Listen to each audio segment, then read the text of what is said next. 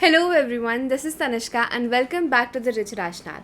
Today we're going to be talking about some subtle luxury traits that scream old money aesthetic. Now, in case you're not chronically online like myself, or if you're not an avid Pinterest user, you may be wondering what that is. So let me just quickly tell you that the term old money or old money aesthetic refers to having generational wealth. Now, in case you're still unsure what coming from old money means, it's essentially what we call being a Khandani Rais here in India. And the reason why we're talking about it today is because being old money or having the old money aesthetic has become sort of a trend in the recent years. And while we may not come from old money, there are certain things that you and I can do in order to adapt the old money aesthetics on a budget. So let's get started. The first thing you want to do is have a signature scent, and you want it to be one that appeals to the masses. Now, I'm well aware of the fact that fragrances are very personal and not everyone likes the same scent.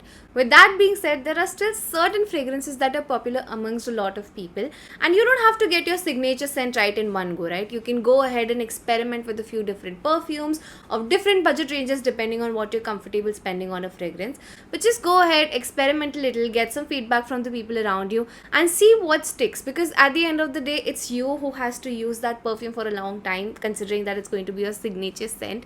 So just make sure it's something that you find appealing on yourself. It works with your body chemistry and it's appealing to the masses, because when a person walks into a room and they're smelling really good, it just instantly makes an impact. Now, like I said, you can pick a perfume based on how much you're comfortable spending on one, but what I personally do is that for my everyday use, when I'm going to my tennis classes and when I'm just hanging around at the house, or if I'm just going to go and step out of the house for a bit, I'm going to use an EDT. Whereas if I'm going for an important event, if I'm meeting my friends, if I have a meeting and I'm going to a place like that, I prefer using an EDP or a parfum. I won't blabber on and on about the difference between an EDC, an EDT, an EDP, parfum, elixir, all of that, but the basic difference is the perfume concentration. So I'm going to insert a chart over here that you can take a look at and understand the difference between fragrance concentrations. But to conclude this point, what I want to say is have a signature scent, get some knowledge about these different perfume concentration, what works for you, what works well with your body chemistry, how long is a perfume lasting on your body, how long is it lasting on your clothes, what's the projection like.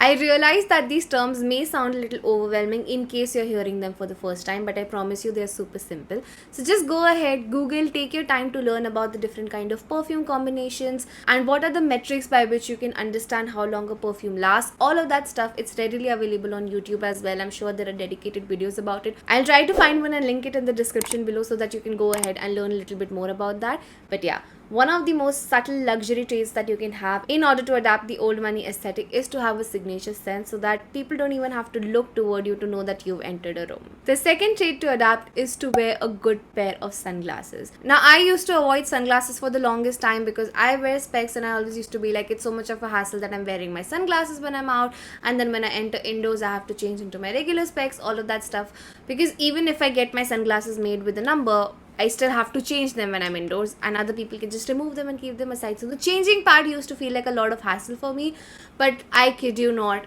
wearing the right pair of shades can make or break a look. It truly creates such an impact. It makes the other person feel like this person has put effort into their appearance even though you're not doing much. It really does make a difference. So again, go ahead, do some research, find what kind of a frame shape suits your face best, experiment with a few styles, and really just have a few good pair of sunglasses that you can use when you're stepping out of the house. Like I mentioned, it does make an impact about your appearance on the other person without you having to do too much. The third silent luxury trait for you to adapt is to always wear a watch. And I'm not talking about one of these smart watches, because as efficient as they may be, they are not part of the old money aesthetics. When we talk about the old money aesthetic, an analog watch is what comes to mind, because that's just something you've always seen rich people do, right? Even in movies, in TV shows, when we see a rich person, there's always this huge watch drawer associated with the person, and you see them picking up a watch, because no matter how functional your smartwatches may be, they can never beat the charm of wearing a classic analog watch. Now, I'm not suggesting that you go ahead and fill up your own drawer with analog watches.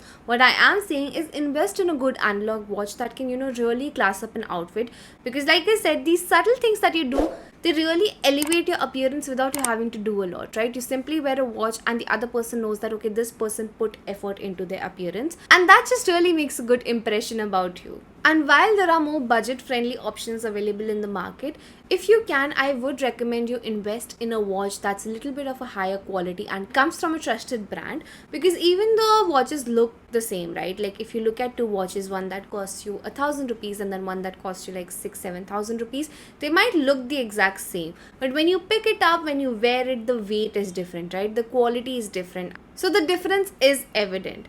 And if you can save up, get a watch that may cost a little bit more, but again, you get that experience, because like I said, we are here, we are elevating our lifestyles, we are going for the old money aesthetic, and you really want to do it right. So just, I'm not asking you to go ahead and get a Rolex. That's not what I'm saying. Like, of course, if you can afford it and if that's something that you want to spend your money on, go ahead, go do it. But I'm just saying that, like, anywhere between 4 to 7,000 is a good budget to have for a watch, especially one that you're going to wear and get a lot of use out of. The fourth trait might sound rather basic, but it's something that so many people do wrong.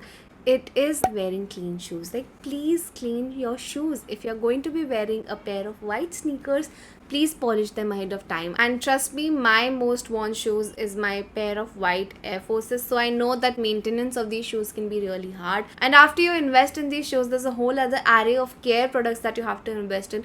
But please just do the necessary arrangements to keep your shoes clean, whatever that might look like for your shoes. Each pair comes with its own individual care instructions. So just make sure that you're taking care of your shoes. You don't have dirt on your shoes. You don't have those crease lines on your shoes. Like, go ahead and imagine wearing a really nice, expensive outfit that just falls perfectly on your body. Everything's looking really good. But then you go down to the shoes and the shoes have these weird lines on them, or they're dirty. It just really brings down the entire look because the shoes are not looking good. Why would you want your appearance to be brought down because of your shoes? Instead, just take care of your shoes. Just maintain your shoes well. Make sure that you're wearing the right shoes for the right occasion and not wearing, random shoes anywhere. And I can attest to this because this was me. No matter the occasion, I would be going with my pair of sneakers. I once attended a wedding with my shoes on, and it was about 10 years ago, so don't come for me. But just, that's not how you do it, right? There are certain shoes that you wear on certain occasions, and that is how it's supposed to be. And if you're someone who's looking to adapt the old money aesthetic, you really want to be mindful of the kind of shoes you're wearing and how clean your shoes are. Now, my next tip may sound a little controversial, but number 5 is having a neutral phone case. Now, I know that we love using those fancy phone cases that have a lot of texture, a lot of color, a lot of designs going on. Sometimes it'll be your favorite fictional characters, other times it'll be a lot of flowers, daisies, things like that. Now, I get it. I love those phone cases myself. I have a lot of those phone cases myself. But when we talk about having the old money aesthetic, the loud, noisy, filled phone cases simply don't fit into that category. Not according to me, at least. Every person can have their own opinion. I'm just sharing what I believe. That if you're trying to adapt the old money aesthetic, you want kind of a plain, more neutral phone case, maybe go for a transparent phone case. And even if you're going for a transparent phone case, this is something that is so important. Please invest in a higher quality transparent phone case that doesn't go yellow after like a couple of months. Because imagine having a transparent cover on your phone and then it's yellow from the edges. And it's something that happens naturally, and even I wasn't aware of the fact that you can actually get phone cases that don't go yellow until my brother educated me on this, that you can go ahead and you can invest in higher quality transparent phone cases that do not go yellow. In fact, these phone cases from certain brands come with a warranty that if they go yellow, they will replace the phone case for you free of charge. Like, that is how confident these brands are. So invest in higher quality phone cases, and if you want to stick to the old money aesthetic, go for simpler, less loud phone cases. Again, like I said, each person can have their own opinion about this, and you do not have to follow every single thing from this list. You might like those shiny, bright phone cases, and that's completely okay. Like I said, I love them too, I have them too, and I use them occasionally, but on the daily, my phone usually has a transparent phone case, and that's what I prefer. You can do what you prefer. I just wanted to share what I think about the whole phone case old money aesthetic situation. Now, the 6th subtle luxury trait that I have to share with you is something that I am really notorious for not doing myself, is to have well ironed clothes. Like, I will never be seen wearing perfect creases. Even now you can see that my top is not completely well ironed and it's not like set to the creases. One, because the material of the top doesn't allow that, and two, because I do, tend to ignore that a little bit. But it is a part of the old money aesthetic, is to have like properly well ironed clothes with straight creases and everything's looking super neat and clean. So if you are someone who can do that, please just go ahead and give me the motivation to do that too, because I am so notorious for not wanting to iron my clothes and just wear them as it is. But that really makes a difference when you crease your clothes properly and it's just all fitting well, and it's visible. Like I said, these little things are really visible in your appearance, and it gives the impression that this person has put effort into their appearance. So it's just something you really want to do if you can do it, and I'm going to try to do it too. My seventh and final tip for today's video is to have a well-maintained wallet. Now, you might have noticed that, sometimes when your wallet has been used for a while, it starts to get those creases and those leather tears inside it.